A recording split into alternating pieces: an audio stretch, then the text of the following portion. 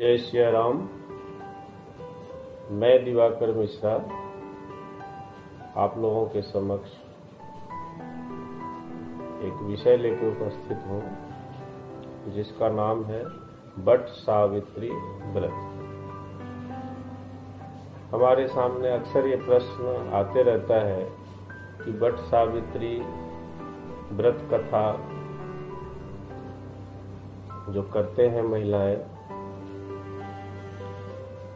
इसको क्यों करनी चाहिए। तो इसके विषय में मैं आपसे बात करने आया हूँ, इसके विधान आप लोगों को बताने आया हूँ। वट सावित्री पूजा 2020 पौराणिक कथाओं में कई जगह इस बात का जिक्र किया गया है कि महिलाओं द्वारा अपनी पति की लंबी आयु के लिए रखे गए व्रतों में बहुत शक्ति होती है। वट सावित्री का व्रत भी महिलाएं अपने पति की लंबी आयु और वैवाहिक जीवन में सुख समृद्धि के लिए करती है। वट सावित्री व्रत हर साल ज्येष्ठ कृष्ण अमावस्या को रखा जाता है, जो इस बार 22 मई को है। इस व्रत में वट वृक्ष यानी कि बरगद की पेड़ की पूजा की जाती है। वट वृक्ष पर सुहागिनें जल चढ़ाकर कुमकुम अक्षत लगाती है और पेड़ की शाखा में चारों ओर मोली बांधती है। मोली लाल धागा या कच्चा सूत बांधती है। पूरे विधि विधान से पूजा करने के बाद सती सावित्री की कथा सुनती है। कहा जाता है कि इस कथा को सुनने से सौभाग्यवती महिलाओं को अखंड सौभाग्य की प्राप्ति होती है। आइए जानते हैं क्या है वट सावित्री व्रत।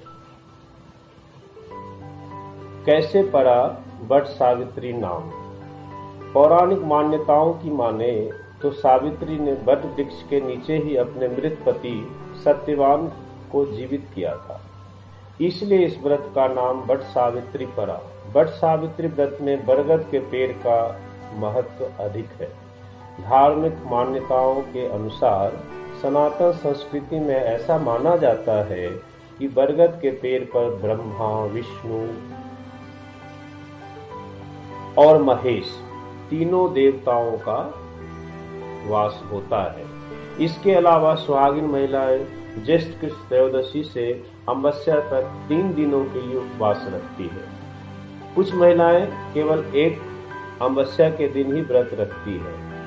अमावस्या को तो सभी महिलाएं रखती हैं, पर कुछ महिलाएं त्रयोदशी से अमावस्या तक व्रत रखती है। इस व्रत में सावित्री सत्यवान की पुण्य कथा का श्रवण किया जाता है। यह है पूजा विधि। इस दिन सुबह उठकर स्नान करने के बाद सुहागिन नए वस्त्र धारण करती है। बट सावित्री के दिन महिलाएं खूब सजती संवरती है। सबसे पहले भाग्यवान महिलाएं, सौभाग्यवती महिलाएं सूर्य को अर्घ्य देती हैं। उसके बाद सभी पूजन सामग्रियों को किसी बांस से बनी टोकरी या पीतल के पात्र में इकट्ठा कर लेती है या पत्तल पर ही रख लेती है। अपने नजदीकी वट वृक्ष के पास जाकर जल अर्पित करती है और माता सावित्री को वस्त्र 16 श्रृंगार चढ़ाती है। महिलाएं फल फूल अर्पित करने के बाद वट वृक्ष को पंखा से हवा देती है, मोली से पेड़ की परिक्रमा करती है और फिर व्रत कथा को ध्यानपूर्वक सुनती है। ये जो मोली से परिक्रमा करती है, इसमें विधान है कि 3 बार करती है। कई महिलाएं 5 बार भी कर सकती हैं, 7 बार कर सकती है, 11 बार कर सकती है, 21 बार कर सकती है, 51 बार कर सकती है, 108 बार कर सकती है। 108 एक पूर्ण माला की संख्या है और 108 करने से पूर्ण फल इसका प्राप्त होता है परिक्रमा का।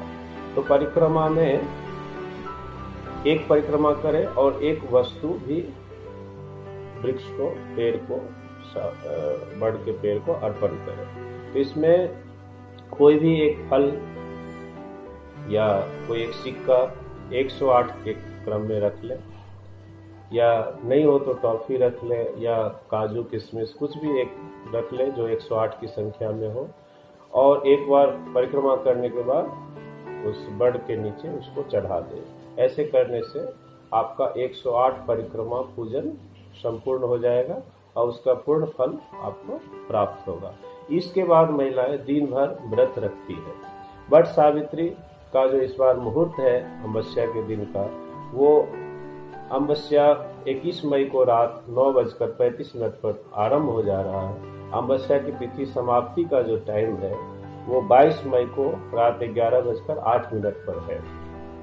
इसके अनुसार आप दिन भर में किसी भी समय वट वृक्ष सहित माता सावित्री की पूजा कर सकती हैं।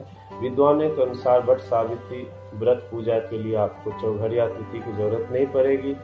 मंत्र का जो जाप करें, ये मंत्र ये है, माना जाता है कि सावित्री को अर्घ देने से पहले इस श्लोक का जप फायदेमंद होता है। ये मंत्र ध्यान से सुने।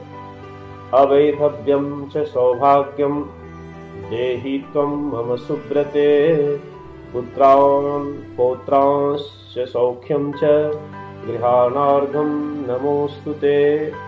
वहीं वट वृक्ष की पूजा करते समय इस श्लोक का जाप बहुत फलदायी माना गया है। इसके बाद प्रार्थना पूर्वक नमस्कार करें। यथा सखा प्रथा खाभिर वृद्धोसी त्वं महीतले, तथा पुत्रेश्च पौत्रस्व संपन्नं कुरु मां सदा। ये रहा आप लोगों के समक्ष पंडित दिवाकर मिश्रा जी का ये वट सावित्री पूजन व्रत कथा का विशेष विधान। कथा आप सबको मैं फिर अगले संस्करण में सुनाऊंगा। नमस्कार।